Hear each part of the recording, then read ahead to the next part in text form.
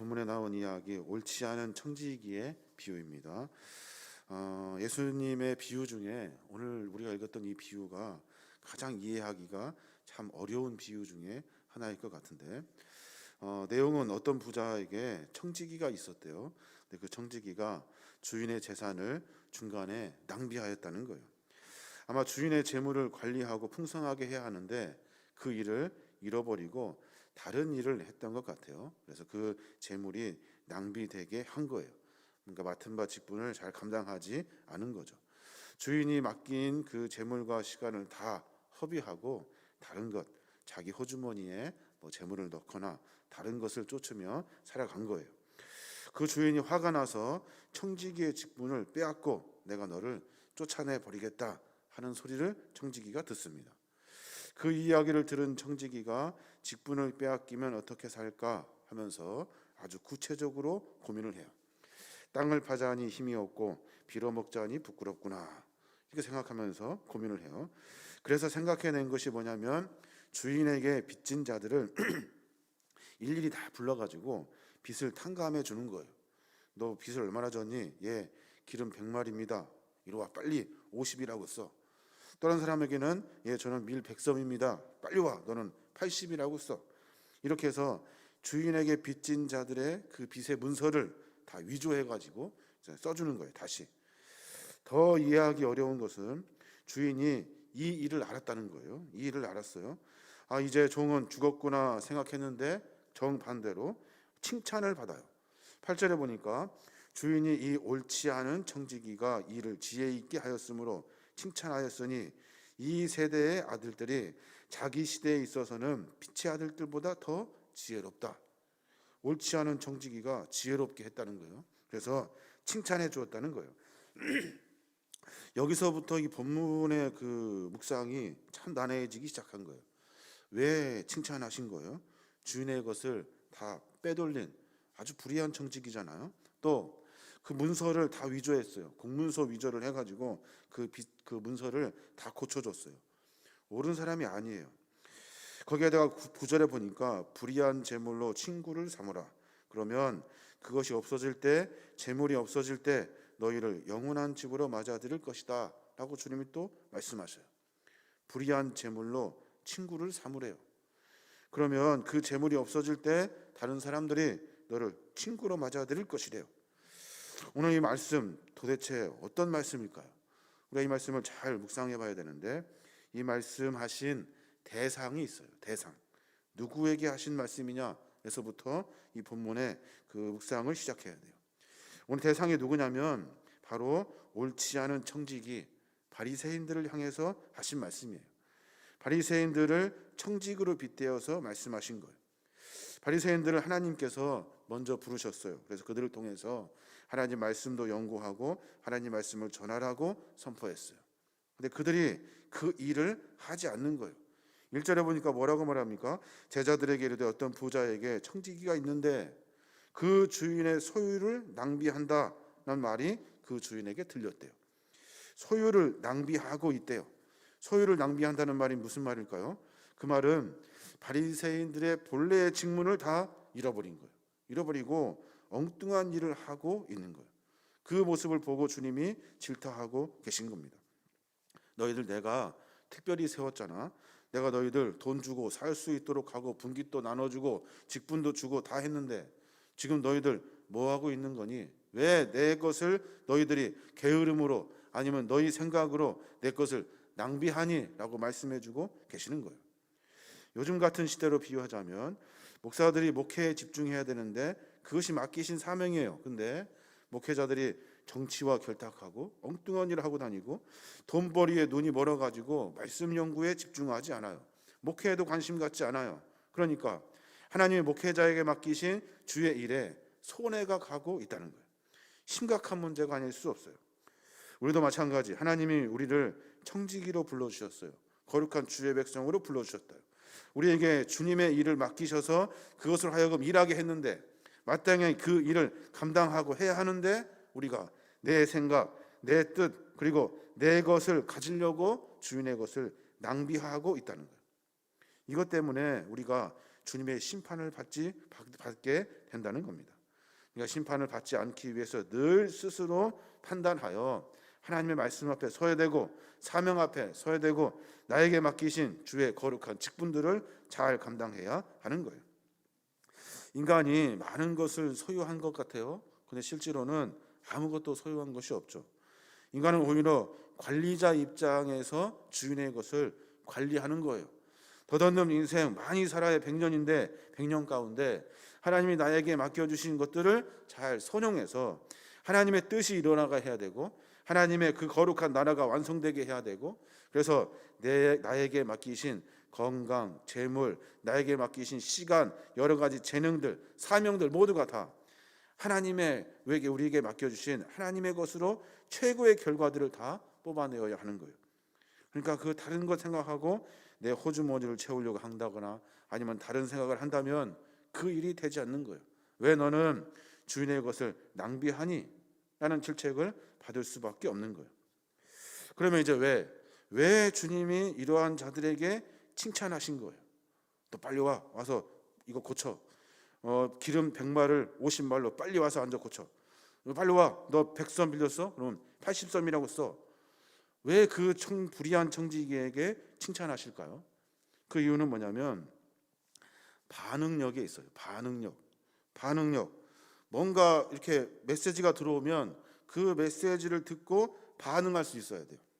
다시 말해서 무슨 말하냐면 너 잘린다라고 말하는 주인 앞에 즉각적으로 반응해야 돼요. 재빠르게 자기가 살 길을 연구해야 돼요. 8절에 보니까 이 세대의 아들들이 자기 시대에 있어서는 빛의 아들들보다 더 지혜롭다라고 말해요. 이 세대의 아들들, 세상 사람들이죠. 이 세상 사람들이 빛의 아들들이 누구예요? 선민의식을 가진 사람들, 바리새인들, 말씀을 들을 수 있는 사람들, 우리 같은 사람들, 믿음 가진 사람들보다 훨씬 더 지혜롭대요. 무슨 말이냐면 바리새인들이 어떤 사람입니까? 수없이 말씀을 듣고 읽고 지킨 사람들이에요. 그런데 하나님이 그들에게 말씀을 전해주시면서 예수님이 오셔서 수많은 메시지를 또 전해주어요. 그런데 그 말에 반응이 없어요. 반응이 없어서 자신들끼리 규칙을 세우고 누가 잘못을 지켰는지 안 지켰는지 하면서 하나님의 정확한 선지자의 메시지를 들으려 하지 않는다는 거예요. 자기들끼리 살아요. 아무리 선포하고 아무리 이야기하고 기적을 아무리 보여도 반응을 보이지 않는 거예요. 바리새인들이 그런다는 거예요. 예수님이 가르쳐 주시면 거기에 찔려가지고 자신이 하던 행동들을 다 돌이켜 봐야 하는데 오히려 그 찔린 그 말씀에 민첩함이 없어요. 그래서 예수님을 해치려 하고 자기 자신을 돌이키려는 것이 아니라 다른 엉뚱한 일을 하고 있는 거예요. 주인이 이 옳지 않은 청지기가 이를 지혜 있게 하였으므로 칭찬했대요. 여기서 말하는 지혜 있게 하였다라는 말은 무슨 말일까요? 잽싸게 빠르게 뭔가 메시지가 들어왔을 때 그때 즉각적으로 무언가 했다는 거예요. 이 세대의 아들들이 자기 시대에 있어서 빛의 아들들보다 더 지혜롭대요.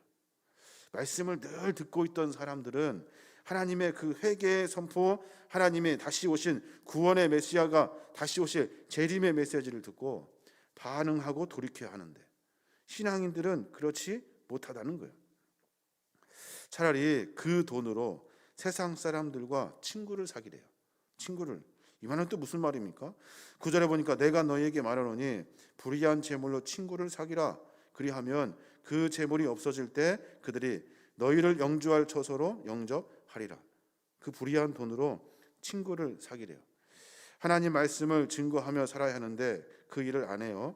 그래서 사람들이 다 멀어져요. 자기들끼리만 살아요.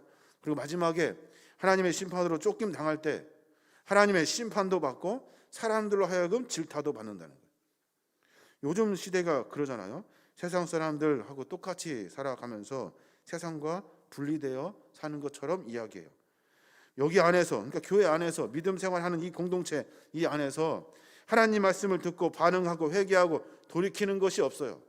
또 세상 사람들과 완전히 분리되어 가지고 세상에 살면서 완전히 고립된 그런 모습으로 살게 되는 거예요. 이런 모습들을 주님이 분명히 우리에게 말씀해 주고 계신 거예요. 그 말씀을 들을 때 분명히 즉각적으로 반응해야 하는 거예요. 그냥 한 귀로 듣고 한 귀로 흘리고 매번 똑같이 반복된 신앙생활이라고 하는 내 생활을 하는 것이 아니라 말씀에 비추어 내 삶의 모습을 고쳐가는 그런 믿음의 삶을 살아야 하는 거예요. 그러면서 매둔 사람들이 다 하나님의 말씀에 귀를 기울이고 살아야 되는 거예요. 모두가 다 우리는 하나님께서 우리에게 귀한 사명을 맡겨주신 관리자들이에요. 청지기들이고 주의 사명을 맡은 자들이에요. 시편 58편에 보면 그런 말씀이 있어요. 통치자들아 너희가 정의를 말해야 하거늘 어찌 잠잠하냐. 인자들아 너희가 올바르게 판결해야 하거늘 어찌 잠잠하냐. 아직도 너희가 중심에 악을 행하며 땅에서 너희 손으로 풍욕을 달아주는도다.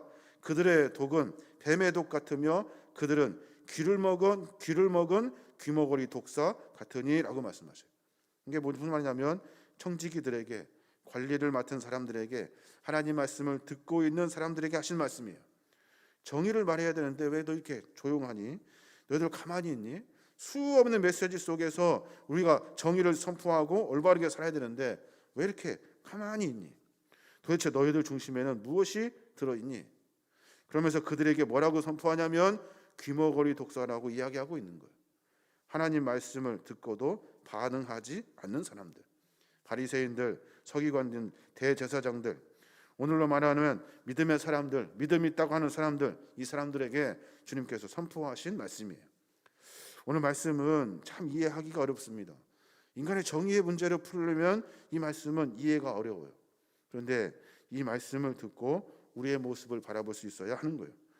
수많은 말씀을 듣고도 반응하지 않고 모른 척하고 있는 내 자신의 모습을 스스로 들여다봐야 하는 거예요. 그래서 나에게 맡기신 인생, 허비하는 인생이 아니라 그 인생을 잘 선용해서 사명을 감당해야 하는 거예요. 말씀의 홍수 속에 살고 있대요. 신앙생활의 그 여러 가지 일들을 통해서 우리가 우리끼리 살아가는 어떤 고립된 공동체를 만들어가고 있어요. 하나님의 말씀 앞에 바로 서지도 못하고 세상과 분리될 수밖에 없는 시대의 악을 우리가 지금 맞닥뜨리고 있는 겁니다. 오늘 또 말씀에 보니까 너희는 누구에게 충성하려고 하니? 라는 하나님의 말씀이 있어요. 11절에 보니까 그렇게 말해요. 너희가 만일 불의한 재물에도 충성하지 아니하면 누가 참된 것으로 너희에게 맡기겠느냐라고 말씀하셔요. 여기서 말하는 불의한 재물은 어떤 것을 의미하고 있을까요?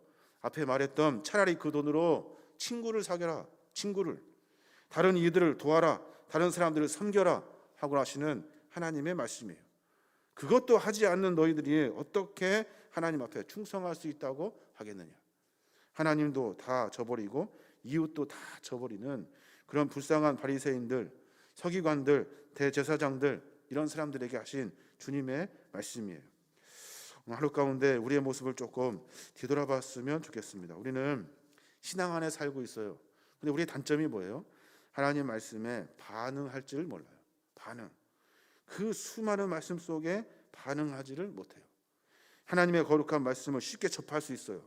근데 그 말씀에 내 자신을 돌이키는 것이 안 돼요. 돌이키는 것이 안 되면 하나님과도 멀어지고 세상과도 멀어지는 거예요.